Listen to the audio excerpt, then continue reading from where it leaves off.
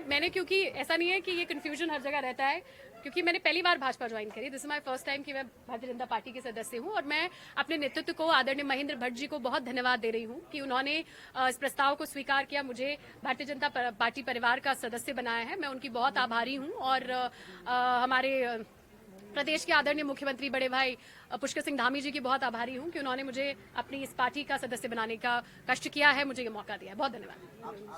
फिर मैं जांच के बाद क्या पता चला आपको मोदी जी की नीतियों के बारे में? देखिए, जहां तक बात ईडी की है, वो प्रक्रिया क्योंकि कोर्ट की प्रक्रिया है। हाईकोर्ट ने सीबीआई जांच के आदेश पाकरो टाइगर सफारी पे दिए हैं, और उसी के आई थिंक जब सीबीआई की जांच चल रही है, उसी को टेकअप करके ईडी ने अपनी कार्रवाई की है। और उसमें कोई, देखिए, पहली बात, पाकरो टाइगर सफारी से मेरा या मेरे परिवार का कोई टेक्निकली कोई दोष नहीं है, लेकिन फिर भी क्योंकि वो एक कानूनी कार्रवाई है, एक जो प्रोसीजर है वो पूरा होगा, और जब भी वो बुलाएंगे हम जाएंगे। पिछली बार भी हमको जाना था, उन्होंने कहा वो बिजी हैं तो नहीं गए, लेकिन इसमें कोई दोहरा नहीं है, और ना मुझे इस बात का कोई डर है या जिस तरीके से बातचीत हो रही है। देखिए, वो जब भी बुलाएंगे पूछताछ के लिए हम जाएंगे, क्योंकि उनका काम, उन्होंने कोई दोषी तो करार किया नहीं है, लेकिन उन्होंने पूछताछ के लिए बुलाया। सिर्फ मैं आपसे भी अनुरोध करना चाहती हूँ कि सिर्फ उन्होंने कहा है कि पूछताछ के लिए, क्योंकि पूरे परिवार के लोगों को बुलाया है, तो जब भी बुलाएंगे तब हम वहां उनके यहाँ जाएंगे। जिस परिवार में आई है, इसी परिवार ने वो आरोप लगाया था। अब इस सब परिवार को कैसे समझाएं? जी नहीं, आरोप परिवार ने नहीं लगाया था। अगर आप समझेंगे तो ये हाईकोर्ट ने, माननीय उच्च न्यायालय ने सीबीआई की जांच के आदेश दिए हैं। सीबीआई की जांच के आदेश के अनुसार ही ईडी ने वो केस उठाया है। अगर आप ईडी से भी पूछताछ करेंगे तो वो भी आपको यही बताएंगे। जी, आप अपने ससुर जी को कैसे समझाएंगे, घर वाले को कैसे समझाएंगे?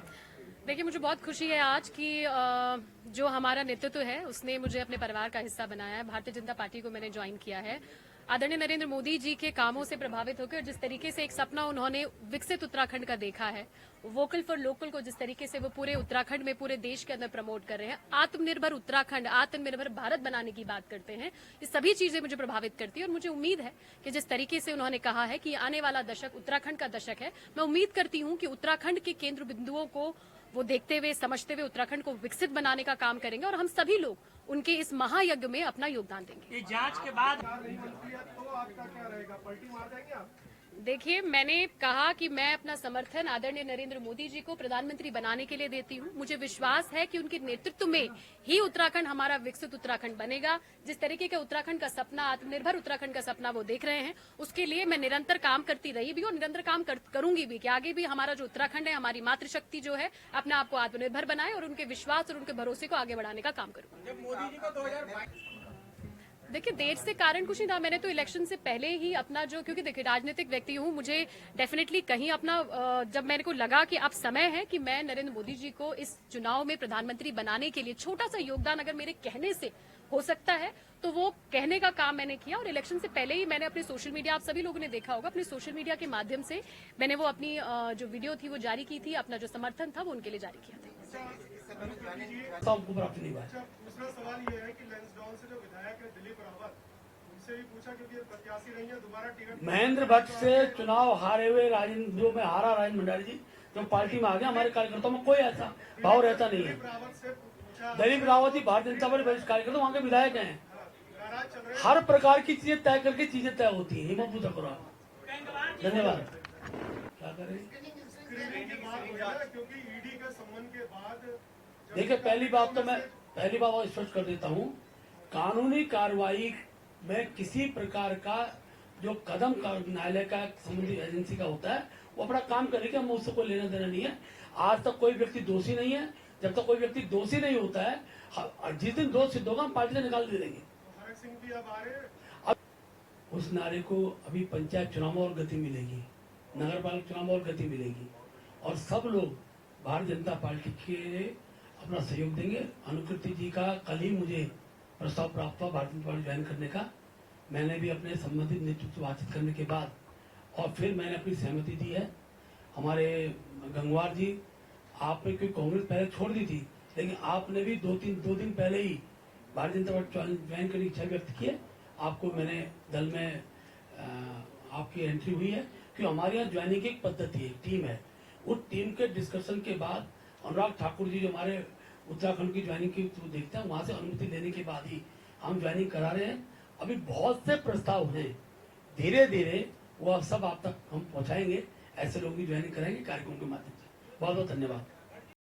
आज अनुकृति गोसाई ने घर वापसी कर ली। देखा जाए तो बेसिकली भाजपा ही उनका परिवार है, क्योंकि उन्होंने अपने राजनीतिक जीवन की शुरुआत वहीं से की थी। परंतु मैं यहां बताना चाहती हूं कि अनुकृति गोसाई उन चुनिंदा भाग्यशाली लोगों में से एक है जिसे कार्यकर्ता के रूप में कभी काम नहीं करना पड़ा। कांग्रेस में भी जब उन्होंने सदस्यता ग्रहण करी तो ज्वाइनिंग के साथ ही उनको टिकट दे दिया गया लैंसडाउन से, और वो टिकट जिसके लिए मारामारी होती है, जिसके लिए सालों साल एक कार्यकर्ता को एड़ी चोटी घिसनी पड़ती है, जोर लगाना पड़ता है, वो टिकट उनको थाल में परोस कर दे दिया गया। और शायद यही गलती रही कांग्रेस पार्टी की, क्योंकि कुछ लोगों को सम्मान नहीं पचता। ऐसे में अब उन्होंने घर वापसी की है। ये तो देखने वाली बात होगी कि भारतीय जनता पार्टी में उनको कितना सम्मान मिलता है। परंतु एक सवाल जो मन में कौध रहा है वो ये कि जिन केसेस के लिए लंबी पूछताछ ईडी सीबीआई के द्वारा अनुकृति गोसाई की हो रही थी, उन केसेस क्या क्या होगा? वो केसेस को वो कांग्रेस को ही सौंप कर चली गई हैं या उसका बोझ लेकर भारतीय जनता पार्टी में गई हैं? अब भारतीय जनता पार्टी ने क्या उन सभी केसेस का बोझ उठाने का फैसला कर लिया है, या कहीं इसी डील के अंतर्गत सदस्यता दी गई हो कि मामला रफा दफा कर दिया जाएगा और वो सदस्यता ग्रहण कर लें? तो कहीं अंदर खाने कोई सेटिंग गेटिंग का सवाल तो नहीं है? सम्मानित सभी पदाधिकारीगण, सम्मानित हमारे पत्रकार बंधु, मैं आज व मेरा परिवार जो लगातार 20 वर्षों से जिला पंचायत अध्यक्ष के रूप में रहकर हम लोग सेवा कर रहे थे, और पहले भी मैं अखिल भारतीय विद्यार्थी परिषद से मेरी शुरुआत हुई, लेकिन देखिए, नारी शक्ति का सम्मान कौन करता है कौन नहीं करता है ये प्रदेश की जनता भली भांति जानती है। और जहां तक अनुकृति गोसाई की बात है, वही समय कांग्रेस पार्टी में तो थी नहीं। हाँ, विधानसभा चुनाव जरूर उन्होंने कांग्रेस पार्टी से लड़ा था, और प्रदेश की जनता भली भांति जानती है कि वो राजनीति में नौसिखिया थी, बहुत जो है नई आई थी। उसके बाद भी कांग्रेस पार्टी ने उनको जो सम्मान दिया, जो है बेटियों को आगे बढ़ाने का जो हमारा संकल्प था, उसी के तहत उनको विधानसभा का टिकट दिया था। वो जीत दर्ज नहीं कर पाई, तो निश्चित तौर पर मुझे लगता है कि अब वो क्यों गई हैं इसका जवाब तो वही दे सकती हैं। लेकिन कांग्रेस पार्टी